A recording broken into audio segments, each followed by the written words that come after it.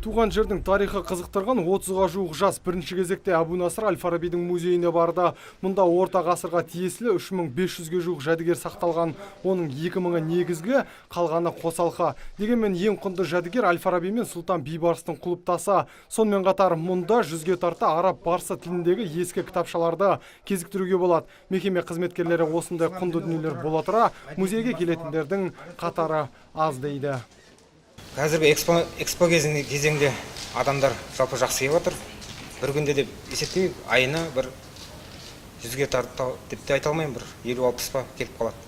Сосын тікелей ұйымдастыру, мәдениет басқармасы, білім мекемелерімен іс-шаралар осында өзімізде жұмыстанамыз, насихаттауға мектептермен жұмыс жасаймыз. Оқушыларды тарихын терең білсін, мәдениетін алынсын деген мағынада іс-шараларды осында өткіземіз.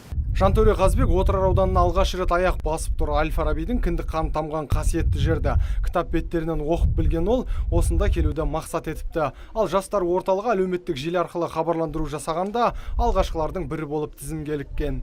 Отырар қаласына бірінші рет келіп, өте қатты әсерден бірінші рет келіп, олардың мекені Отырар. Олардың бірі Әл-Фараби атамыз, бабамыз өкілі аты аңызға айналған. Қалашықты көріп, Әл-Фараби атамыздың бұрынғы білмеген қыр-сырларын танып отырық. Өте керемет, өте аңызжан деп айтуға болады екен. Руханият музейі мен Отырар төбенің сырына қаныққан саяхатшылар одан әрі Оқсыз қалашығына барды. Қазіргі зерттеушілердің мәліметінше Оқсызда Әбу Насыр Әл-Фараби дүниеге келген екен. Мұны бірі білсе, бірі білмейді. Сондықтан облыстық жастар ресурстық орталығы жастарды қалашыққа арнайы алып келген. Бүгінгі шараның мақсаты жастарды туған жердің тарихымен таныстыру, ішкі туризмді дамытуға үлес қосу. Өйткені көпшілік жастар Отырарды естігенімен келіп көрмеген. Әсіресе Оқсыз қалашығы студенттерге қызық, себебі ол жерде ұлы ғұлама Әл-Фараби дүниеге келген.